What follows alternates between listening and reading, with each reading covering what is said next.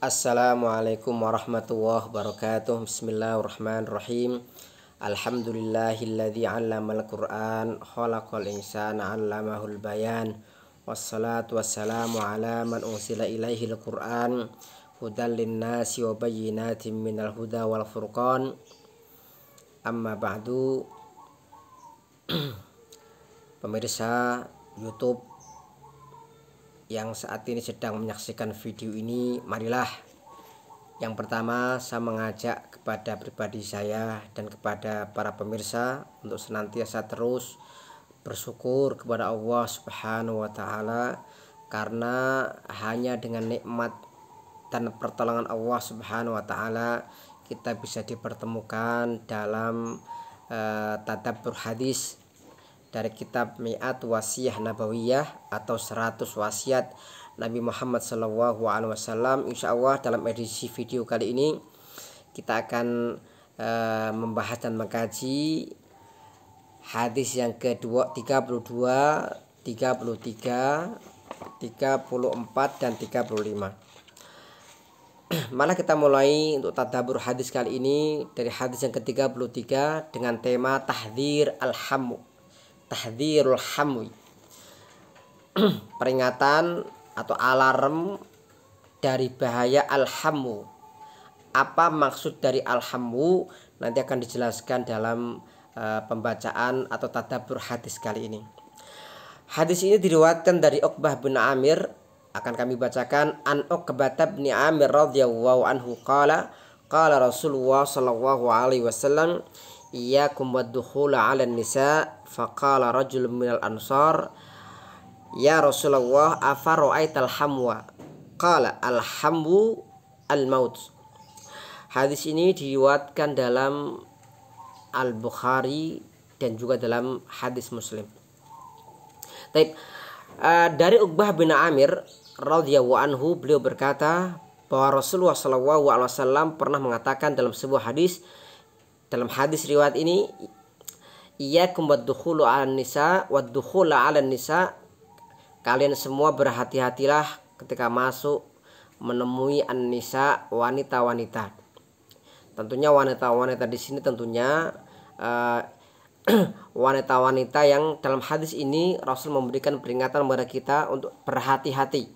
Maka faqala rajulun minal ansar, seorang laki-laki dari Ansar mengatakan, ya Rasulullah, wahai Rasulullah, afara'aital hamwa? Bagaimana menurut Anda al-hamwu itu? Maka Rasul mengatakan al-hamwu al-maut, bahwa al-hamwu adalah sebuah kematian. Artinya ketika kita memaksakan diri bertemu dengan al-hamwu ini dan tidak menjaga protokol adab etika dan bagaimana Islam menjaga hubungan seorang dengan lawan jenis, atau bahkan dengan aturan-aturan bagaimana menutup aurat dan semisalnya, maka itu menimbulkan bahaya. Di sini seorang Ansar mengatakan, bagaimana menurut engkau tentang al-hamwu ya Rasulullah? Maka beliau mengatakan al-hamwu al-maut. Al-hamwu adalah al-maut, yaitu kematian. Kenapa dikatakan kematian? Karena al-hamwu ini sesuatu yang sebenarnya banyak di kalangan masyarakat mereka yang meremehkan al-hamwu ini.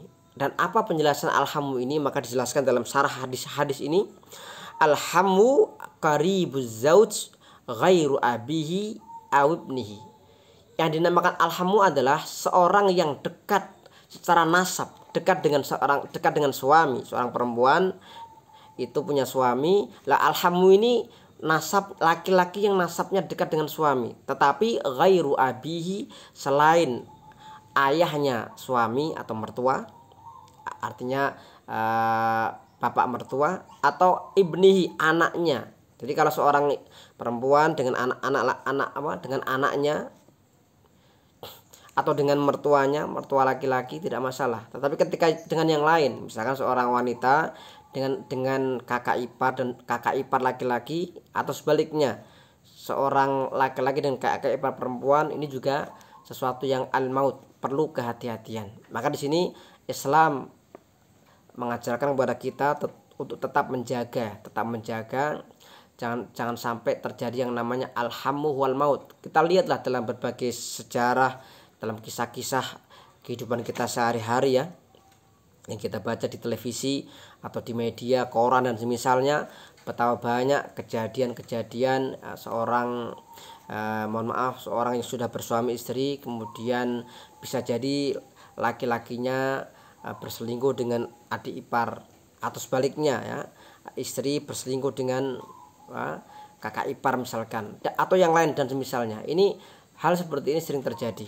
Oleh karena itu Rasulullah Shallallahu Alaihi Wasallam sudah memberikan mewanti-wanti untuk berhati-hati, jangan sampai itu membuat kehidupan keluarga kita menjadi mati dan akhirnya kita tidak akan mendapatkan kebahagiaan yang abadi. Demikian hadis yang ke-32 dalam kitab Mi'at Wasiyah Nabawiyah. Kita lanjutkan yang ke hadis yang ke-33, temanya tentang safarul mar'ah, pepergiannya seorang wanita. An Ibnu Abbas radhiyallahu anhu qala sami'tu Nabiy sallallahu alaihi wasallam yahtub yaqulu la yakhluwanna rajulun bimra'atin illa wa ma'aha dzu mahramin wa la tusafir al mar'ah illa wa ma'aha dzu mahram. Hadis ini diriwayatkan dalam muttafaqun alaih Bukhari dan Muslim. Intinya ada dua pesan dalam hadis ini. Yang pertama, ketika beliau pernah berkhutbah dan Abdullah ibnu Abbas mendengar khutbah Rasulullah, Rasul mengatakan, janganlah seorang laki-laki di antara kalian yang menyendiri berkhalwat dengan seorang wanita. Satu laki-laki berkhalwat dengan seorang wanita, jangan ya, illa wa ma'hadu mahram, kecuali perempuan itu bersama mahramnya yang lain. Pesan yang kedua, wasiat yang kedua dalam hadis ini, Rasul mengatakan wala tusafir al mar'ah illa wa ma'aha dzu mahramin, dan janganlah seorang perempuan berpergian kecuali ia bersama seorang mahram. Terkait mengenai hal ini tentunya terkait keluarga ya, seorang suami istri, ketika seorang istri akan bepergian keluar ya, tentunya yang paling afdal memang ditemani seorang mahram ya, suaminya atau ditemani saudara laki-lakinya, artinya mahram.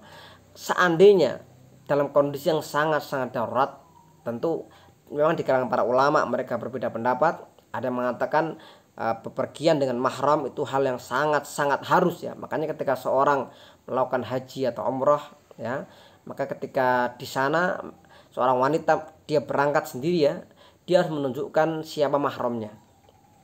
Maka idealnya memang seperti itu ya, ada mahram yang menemani wanita ketika mereka bepergian.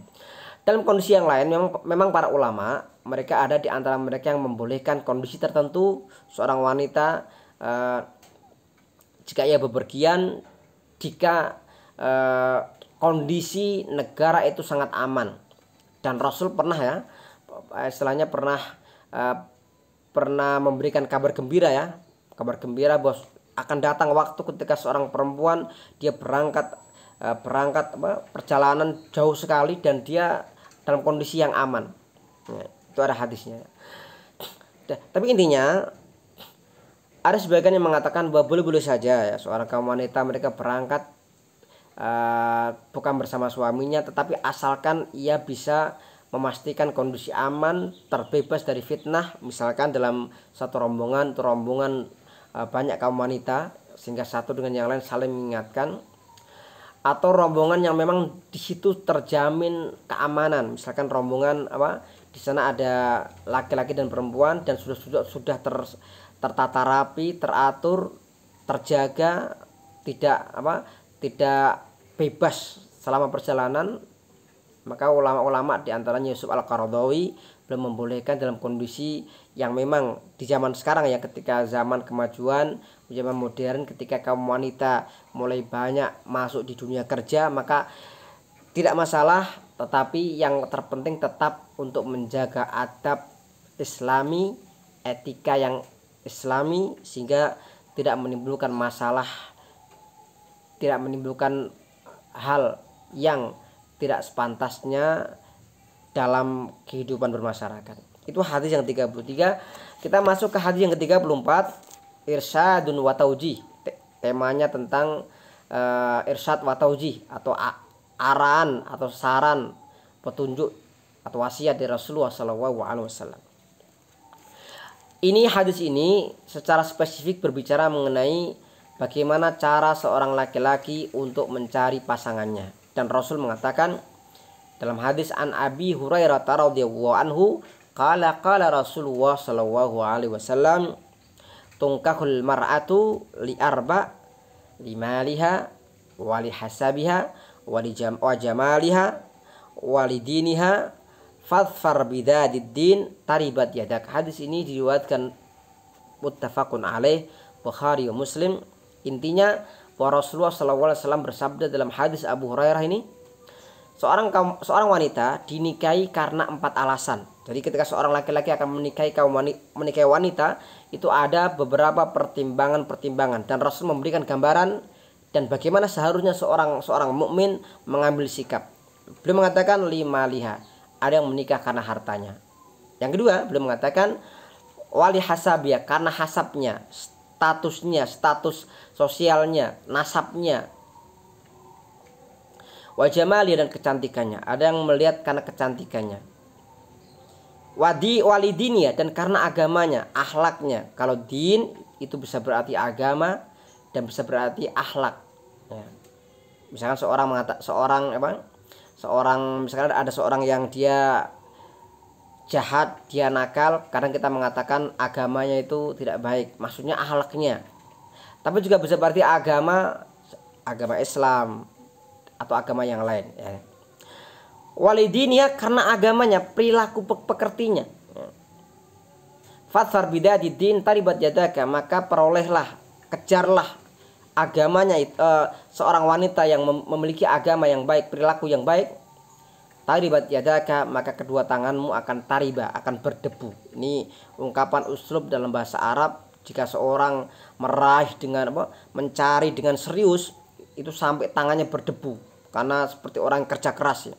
Dan Rasul menganjurkan semua pilihan tadi, 4 tadi, dari mulai hartanya, hasabnya atau nasabnya, kemudian kecantikan, agamanya, yang paling utama adalah ya kita utamakan seorang wanita yang memiliki akhlak perilaku yang baik, atau kita menyebutnya dengan al-mar'atus salihah, sebagaimana kata Rasulullah dalam sebuah hadis, ad-dunya mata wa khairu mata'iha al-mar'atus salihah. Dunia adalah kesenangan dan sebaik-baik kesenangan adalah al-mar'atus salihah. Kita masuk ke hadis yang ke-35, min wasaya as-safar, di antara wasiat-wasiat perjalanan. Ini yang disampaikan Rasulullah SAW untuk menggambarkan betapa beratnya seorang dalam perjalanan. Kalau dalam bahasa kita, dalam merantau.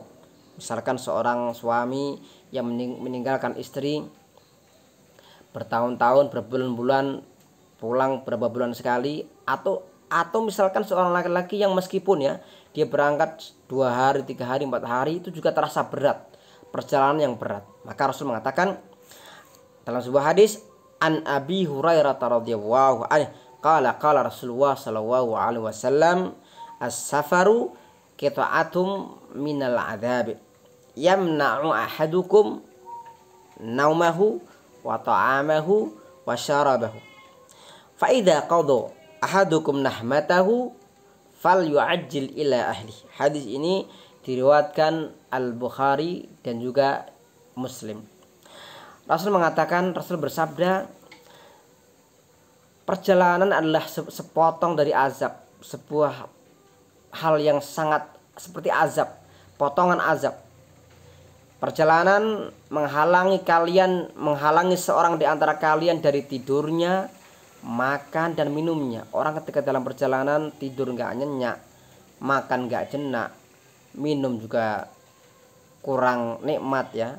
Maka Rasul mengatakan, fa idza qadha ahadukum nahmatahu, jika salah seorang di antara kalian menyelesaikan hajatnya, artinya bepergian, maka fal yu'ajjil ila ahli, hendaklah dia segera menyegerakan bertemu dengan ahlinya, keluarganya, secara spesifik bertemu dengan istrinya. Kenapa demikian? Ketika seorang dalam perjalanan, seorang suami, ya, dalam perjalanan dia melihat di jalan banyak wanita-wanita yang bukan mahramnya, barangkali hatinya ada perasaan tergoda dan semisalnya, maka ketika dia pulang perjalanan maka hendaklah dia datang ke istrinya ya, sehingga kemudian timbul kembali timbul kembali cintanya kepada istrinya. Artinya seorang suami semakin kembali dekat dengan istrinya. Demikian hadis ini, hadis yang ke-35, dan tentunya semoga kita semua mendapatkan ya dan menjadi keluarga yang sakinah, mawaddah warahmah. Aku qouli hadza astaghfirullah wa lakum. Jazakumullah. Terima kasih kepada para pemirsa, ikhwati wa akhwati yang menyaksikan video ini, semoga bermanfaat. Wassalamualaikum warahmatullahi wabarakatuh.